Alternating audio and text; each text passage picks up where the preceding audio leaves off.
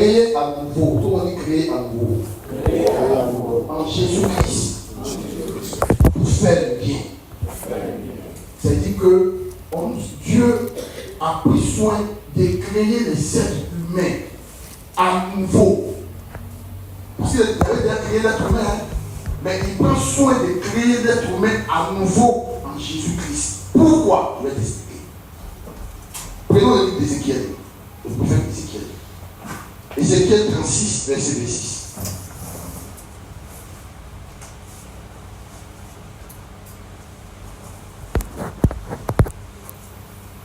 Ézéchiel 36, verset 26. Écoutez bien. Ézéchiel 36, verset 26. Ton micro, c'est ton micro allumé? Oui, ça va. Ok. Ézéchiel 36, verset 26. Mais ça ne donne pas. Notamment, tu vas chercher ce micro.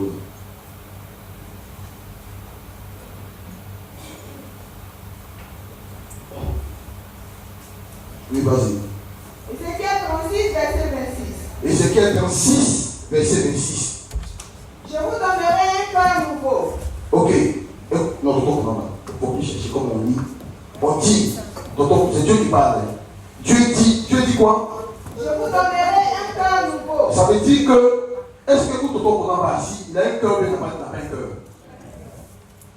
Si ce cœur-là était déjà bon, est-ce qu'on doit changer ce cœur-là à un nouveau cœur? On reprend. Et vous dites, suivez-moi bien ce matin, ne soyez pas distrait. C'est vrai, tout ça, ça vous attend. Ne pensez pas à ça. Madame, à la pied, d'être concentré sur l'homme de Dieu. Soyez concentré. Donc, répondre à la lecture. Je vous donnerai un cœur nouveau. C'est-à-dire que ton commandant, il est assis, il est tranquille, il a mangé, tout va bien, il a construit sa maison, il a des enfants. Bon, Dieu regarde tout ça, Dieu dit non, ça ne suffit pas. Que où il est là, il y a un travail qui doit être fait. Quand même, il a un cœur, le docteur a vérifié, le cœur là marche correctement, il n'y a pas de problème. Mais Dieu dit non, que ça c'est pas bon. Il va falloir qu'il donne un nouveau cœur à Tonton Kouramba. Mais la question qu'on se pose, le premier cœur que Tonton Kouramba a, il a quel problème pour qu'on cherche à le changer? C'est la question. C'est pas ça. Sinon, si le cœur qui était déjà là, le cœur de l'être humain, et puis c'est pas pour Tonton Kouramba seul, il dit qu'il va changer le cœur de tous les êtres humains. Waouh. Mais qu'est-ce qui s'est passé pour que Dieu vienne dire qu'il va changer nos cœurs? Il y en a qui disent, moi j'ai un bon cœur, tu n'as pas un bon cœur. Quel bon cœur? Non, tu as un bon cœur. Dieu dit qu'il va changer ton cœur. Ça ne s'appelle un bon cœur. Il y a des gens qui se plaignent. Oh non, moi j'ai un bon cœur, tu n'as pas un bon cœur. Voilà.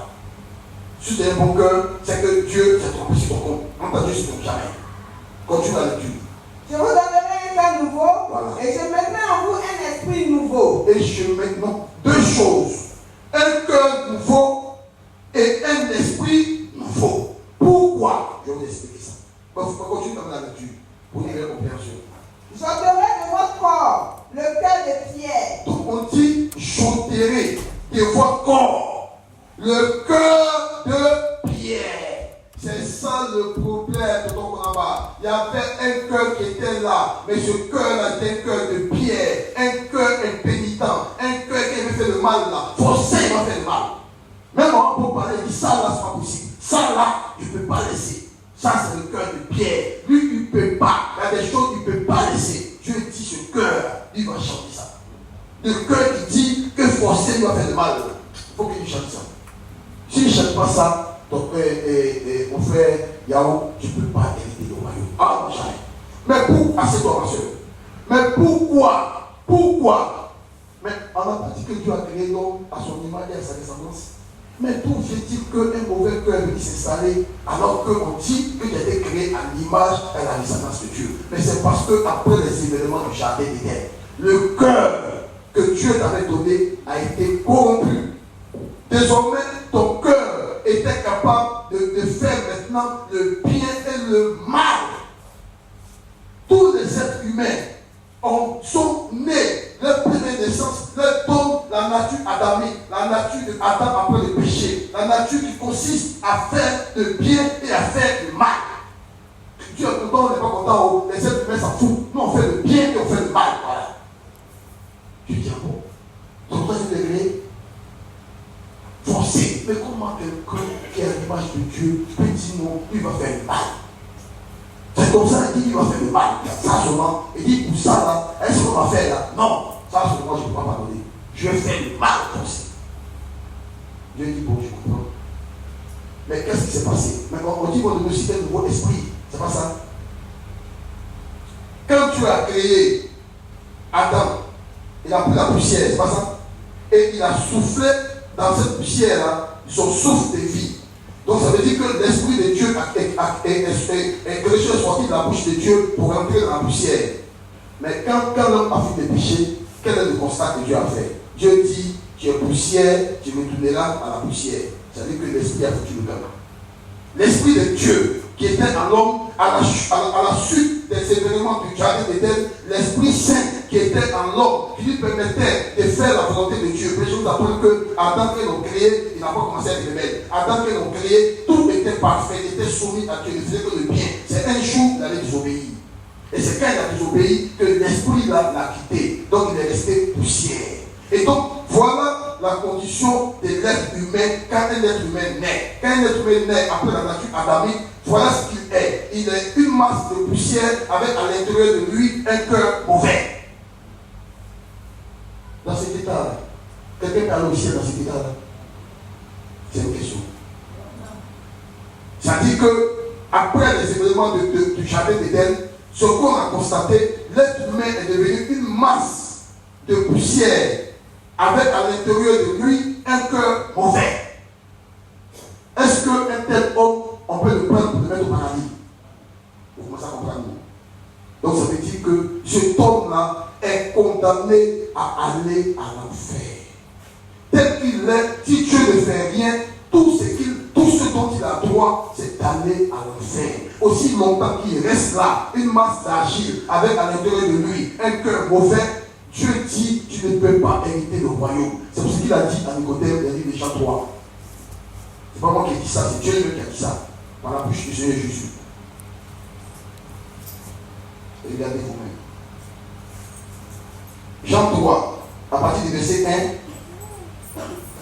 jusqu'au verset 7. Jean 3, verset 1 à 7. Oui. Mais il y eut un homme donc les pharisiens, nommé Nicodème, chef des Juifs, oui, qui vint, lui auprès de Jésus, oui, de nuit, oui, et lui dit, oui, Rabbi, oui, nous savons que tu es un docteur venu de Dieu, ok, car personne ne peut faire ces miracles que tu fais, oui, si Dieu n'est avec lui. ok. Jésus lui répondit, Wow. en vérité, Ça, c'est le Créateur qui parle maintenant. C'est le Dieu Tout-Puissant qui parle maintenant. C'est Jésus. C'est-à-dire que dans sa dimension divine qui parle maintenant. Il parle à un être humain. Et il lui donne la révélation que Dieu est en train de te révéler aujourd'hui. Qu'est-ce que le Créateur lui dit? Jésus lui répondit, oui. En vérité. C'est-à-dire que c'est une vérité vraie. Quand Jésus dit en vérité, il ne faut pas jouer. C'est ce qu'il est en train de dire là. Il ne peut pas en être autrement. C'est-à-dire que forcer les choses seront telles que lui l'a dit. Oui. En vérité, je te le dis. Oui. Si un homme ne naît de nouveau. Si un homme, un être humain, s'il ne naît pas de nouveau, forcé, il va en faire. Comment ça? Comment ça? C'est Jésus qui parle. Il dit tel que la race humaine est devenue après le péché dans le jardin où le cœur de l'esprit a foutu le camp, où tu es resté maintenant une masse d'argile avec à l'intérieur de toi un cœur qui peut faire le mal et le bien, tel que aussi longtemps que c'est comme ça, tu es condamné à aller à l'enfer. Et d'ailleurs même, une fois que c'est comme ça, tu appartiens à M. Satan. Donc M. Satan se charge de ta vie correctement sur cette terre et après à l'enfer. Et donc, c'est ça que Jésus est en train d'expliquer à Nicodème. Il dit, Nicodème, tu es venu, c'est pour pouvoir hériter le royaume que tu es venu vers moi. Mais je vais te dire une vérité vraie. Si tu ne nais pas de nouveau, si tu ne deviens pas une nouvelle créature, si tu ne laisses pas te donner un nouveau cœur avec un nouveau esprit, tu es condamné à aller en enfer. Ce n'est pas une histoire de oh non, et ma religion. Donc tu vas dire, quelle religion? On te dit que voilà ce qui est devenu. Une masse d'argile avec à l'intérieur de toi un cœur qui peut faire le bien et le mal. Et donc tu as besoin d'être né de nouveau pour qu'on puisse te donner la possibilité d'aller au ciel. Toi tu dis non, ma religion. Est-ce que tu ne parles de religion? On te parle de nouvelle naissance. Quelqu'un comprend ce que je sais de dire? Je sais s'enregistrer. On n'a pas de demande de religion ici. Parce que les gens disent non, donc tu veux dire quoi? Et tous ces gars qui sont dans les... Non, mais Dieu dit, il faut faut forcément que les êtres humains naissent de nouveau pour pouvoir hériter le royaume. C'est un point interne. Si tu veux hériter le royaume, il te faut naître de nouveau. C'est ce que Jésus a dit, non? Est-ce moi qui dis ça? Continue là-dessus. Si un homme ne naît de nouveau, il ne peut voir le royaume de Dieu. Nicodème lui dit, comment un homme peut-il naître quand il est vieux? Il dit, mais Nicodème l'a arrêté comme il faut qu'on en parle. Il dit, mais actuellement, je suis né jusqu'à, j'ai plus de 50 ans. Mais tu naître de nouveau comment? Ce que tu dis, bon, comme tu es Dieu, avec tout le respect que je te dois, je ne peux pas quand même te dire ce que tu dis. Mais oui, je suis arrêté là comme ça, à 50 ans. Est-ce que je peux les entendre pour téléphone de ma maman pour revenir ou bien tu veux dire quoi? Mais il faut qu'on comprenne qui est M. Jésus. Il faut qu'on comprenne. Tu dis des choses, on va naître de nouveau. Mais à mon âge, oui, allons-y. Peut-il rentrer dans le sein de sa mère et naître? Ah, il ne comprend pas. Jésus répondit, en vérité, je te le dis, si un homme ne naît d'eau et d'esprit, il ne peut entrer dans le royaume. Comment ça préciser? Si ne naît d'eau et d'esprit. Ok, il ne peut hériter du royaume. Oui. Ce qui est né de la chair est chair. Là, il donne la conclusion. Ce qui est né de la chair, ce qui est né de papa et maman, c'est ce que papa et maman, papa poussière, maman poussière, accouche, ils accouchent quoi? Et puis il dit que ce qui est poussière, c'est quoi? Est poussière. Est-ce que poussière parle au ciel? Donc, aussi longtemps que tu es né, et papa poussière, maman poussière, et tu as donné qu'il y a un bébé poussière, avec à l'intérieur de toi un cœur qui fait le mal et le bien, tu n'as pas de part dans le royaume de Dieu. C'est-à-dire qu'il faut que tu naisses d'esprit. Donc, on dit à M. Nicodème, ce n'est pas une histoire de retour dans le de ta maman pour venir, parce que ça encore, c'est une histoire de poussière, mais c'est une histoire de naître de l'esprit de Dieu. Les amis, Dieu nous doit nous parler, il nous parler pour qu'on hérite le royaume. Dieu nous aime. Il veut qu'on comprenne simplement les choses afin qu'on soit à l'aise. Jésus a payé un prix fort. Ce que Jésus a payé, c'est trop fort pour que quelqu'un s'amuse à l'enfer. Non, Amen. Non, Amen.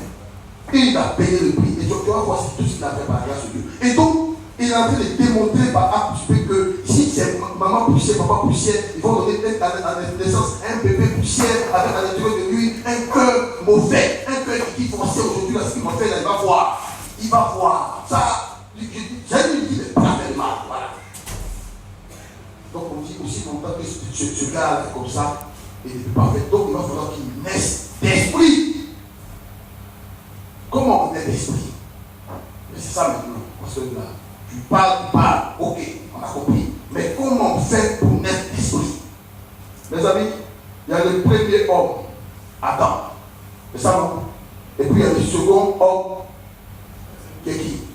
Jésus. Un premier spécimen, Adam. Et un deuxième spécimen, Jésus.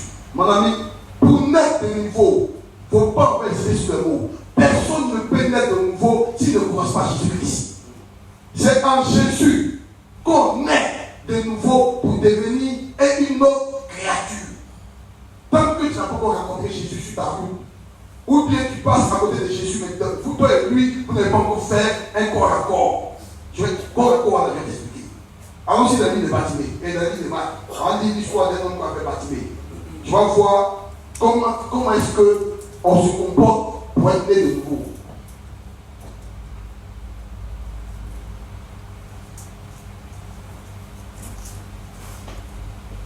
Marc 10. Après, c'est 46. C'est une histoire que vous connaissez. 46 à 52. Marc 10, 46 à 52. Marc 10, verset 46 à 52. Oui. Ils arrivaient à Jéricho. Oui. Et lorsque Jésus en sortit, Oui. avec ses disciples et une assez grande foule, Oui. le fils de Timée, Bartimée, Oui. mendiant, aveugle, était assis au bord du chemin. Il entendit que c'était Jésus de Nazareth. Tu dis un peu vite, il faut aller doucement. Hein. On dit un mendiant aveugle. Il est aveugle et il est mendiant. D'ailleurs, même si tu es aveugle, qu'est-ce que tu peux faire d'autre si ce n'est pas être mendiant? Ou bien, tu es aveugle. Quand tu as fermé ses yeux pour voir, et une minute, il faut faire tes yeux une minute pour voir. Qu'est-ce que tu vois? Imagine-toi 24 heures sur 24, tu es comme ça. 24 heures sur 24, tu es comme ça. Qu'est-ce que tu peux faire d'autre? À part être mendiant. Laisse tomber. Oui.